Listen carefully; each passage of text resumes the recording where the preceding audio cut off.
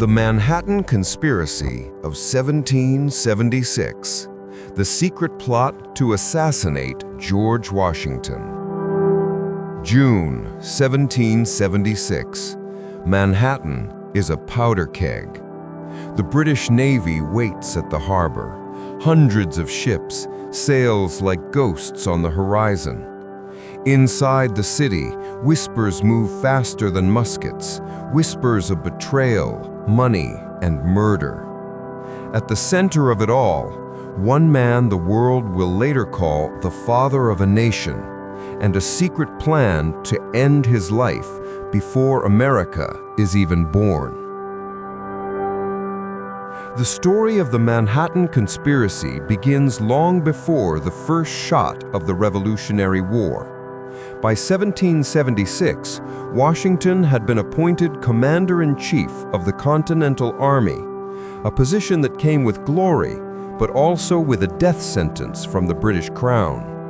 To London, Washington was not a general. He was a traitor, and in wartime, traitors must die. But Washington's enemies didn't all wear red coats. Some wore the same homespun uniforms as his own soldiers, and among them, within the very heart of his army, would rise a plot so dangerous, so astonishing, that it nearly changed the entire course of American history. In the summer of 1776, New York was a city divided in every sense. Half of its people called themselves patriots, the other half loyalists. Neighbors spied on each other. Taverns buzzed with political talk that could cost a man his life. Washington had arrived in the city in April to prepare for what he knew was coming, an invasion by the British. He turned New York into a fortress, with his troops digging trenches, building batteries, and stringing defenses from the East River to the Hudson. But defense required more than muskets. It required loyalty, something much harder to guarantee. Among the thousands who now swore allegiance to the new continental cause were men who didn't believe in it. Some joined for pay, others for survival. And in this confusion, the British saw an opportunity, an invisible weapon far deadlier than any cannon: treason. At the center of this shadow war was a man named William Tryon, the last royal governor of New York. When Washington's army took control of the city, Tryon fled to a British ship anchored just off Staten Island. From there, he began orchestrating a vast network of informants, spies, and loyalists. He had money, plenty of it. He had connections, letters, and the authority of the crown. And through secret messages sent by loyalist couriers, he began recruiting people inside the city, even within Washington's own ranks. One of his first and most valuable assets was a man named David Matthews, the mayor of New York City.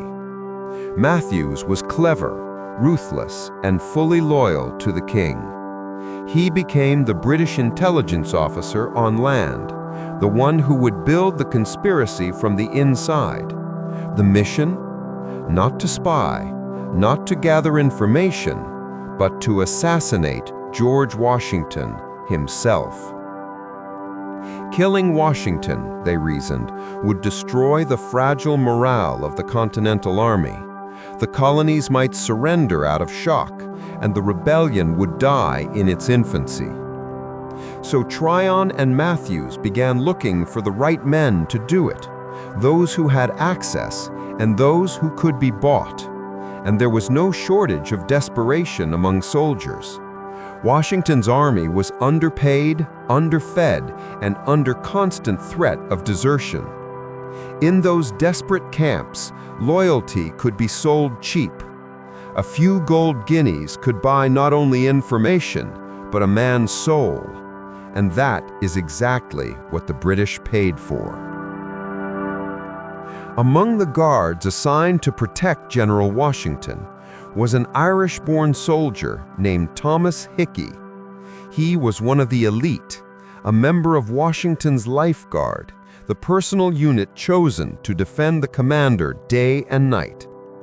Hickey was charming, reckless, and dangerously confident. He was also deeply in debt. One night, while in the city on a pass, Hickey was caught passing counterfeit continental currency. He was arrested and thrown into jail, a small, grimy cell beneath the city courthouse. But in that cell, Hickey met someone who would change the course of history. A man named Isaac Ketchum, accused of counterfeiting as well. Ketchum would later testify that Hickey began to talk too much and too freely. He spoke of a grand plan, a secret plot among the Life Guard to turn against Washington. He hinted that he had friends among the Tories and that something big was about to happen. The words traveled fast. Ketchum informed the authorities, who sent word to Washington himself. Within hours, an investigation began. As Washington's aides began interrogating prisoners and questioning soldiers, the story began to unfold, layer by layer. They discovered that Hickey was not alone. Several members of the Life Guard were involved, and they had been approached by Loyalist agents offering money and safety once the British landed. The details were chilling. The plan, it seemed, was to act on the day of the British invasion. While chaos filled the streets, the guards would seize Washington, poison his food or shoot him during the confusion, and deliver his body to the British. In return, they were promised land, money, and protection under the crown. For Washington, the revelation was a dagger to his heart. He had always believed his Life Guard was made of the most trustworthy men, the best of his army. Now, it appeared, even they could be turned. Washington ordered a swift but secret investigation. He feared panic among the troops if word spread that his own guards had betrayed him. Thomas Hickey was brought before a military tribunal. The evidence was overwhelming. Testimony from other soldiers, letters seized from Loyalists, and the confession of Hickey himself. He admitted to being part of the conspiracy, though he denied planning to kill Washington directly. But for Washington, the intent was enough. The betrayal cut too deep. On June 28, 1776, Thomas Hickey was sentenced to death. The next day, thousands of soldiers gathered on the fields near Bowery Lane, now the heart of modern Manhattan. It was a clear, hot morning. Drums beat slowly as Hickey was led to the gallows. He wore his Continental uniform, the same one he had once worn to protect his commander. A hush fell over the crowd. Some soldiers wept, others clenched their fists in anger. Washington watched from a distance. He said nothing, but his face, those who saw it said, was as cold as stone. The rope was tightened, the drums stopped, and with one final word of prayer, Thomas Hickey was hanged before the assembled army, the first execution for treason in the new United States. The hanging of Hickey sent shockwaves through the army. Washington made no public speech, but his orders were clear: loyalty above all else. The message was unmistakable. Betrayal would be met not with forgiveness, but with death. But even as the noose swung, the deeper mystery remained. How close had the conspiracy really come to succeeding? Some historians believe Hickey's execution ended the plot before it could mature. Others argue that it was only one branch of a larger British operation, one that continued long after Hickey's death. What is certain is that the conspiracy existed and that its discovery came at a moment when the revolution itself hung by a thread. The rope had barely stopped swinging when the truth began to rot beneath the surface of the city. Hickey was gone, but his silence spoke louder than his confession. Who had given the orders? Who had paid the gold? And how far had the British hand already reached inside the walls of the Continental Army? The summer of 1776 turned New York into a chessboard. By day, Washington's troops built defenses, digging, hammering, sweating under the heavy June sun. By night, Loyalist agents crept through alleyways, carrying letters hidden in the soles of their boots. Across the harbor, on the deck of the Duchess of Gordon, Governor William Tryon looked out toward Manhattan. Through his spyglass, he could see the faint lights of the city flickering like stars on land. Those lights, he believed, already belonged to him. His agents in the city sent constant reports. Merchants, servants, tavern owners, all were feeding him information.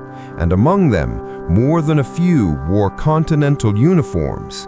Washington's biggest fear was not the British Army, it was the enemy within. After Hickey's execution, Washington grew quiet, withdrawn. His aides noticed that he rarely smiled and that his letters became colder, more guarded. He wrote to the Continental Congress, "The enemy is not merely upon our shores, but within our ranks. I fear treachery more than I fear the sword." The betrayal had shaken his faith, not in victory, but in men. He had trusted Hickey, even spoken with him days before the arrest. Now the idea that one of his protectors had plotted against him gnawed at his mind. He began ordering background checks on his officers, interrogating servants, and even moving his sleeping quarters frequently, sometimes twice in a single night. He refused to eat food prepared by strangers and insisted his letters be hand-delivered by men he personally knew. Washington was becoming more than a general. He was turning into a spy master.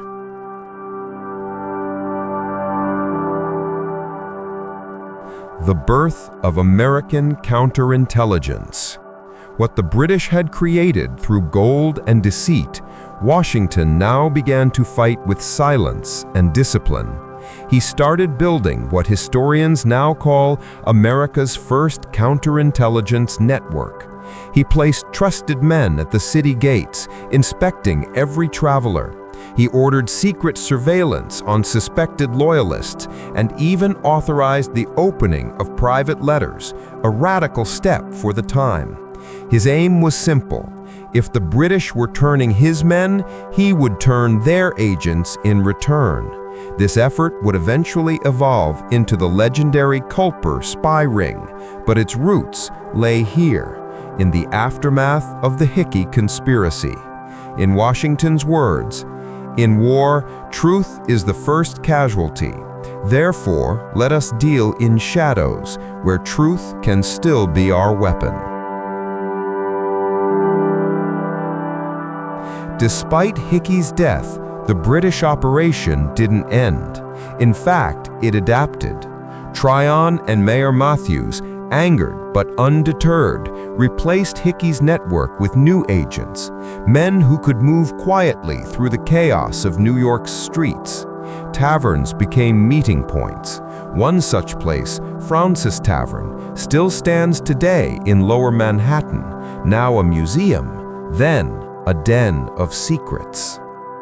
Messages were passed in beer mugs, carved into the bottoms of wooden plates, or hidden inside loaves of bread. Among the conspirators were soldiers, but also civilians, silversmiths, ferrymen, and even women who used their positions in homes of Continental officers to overhear military plans. Every whisper had value.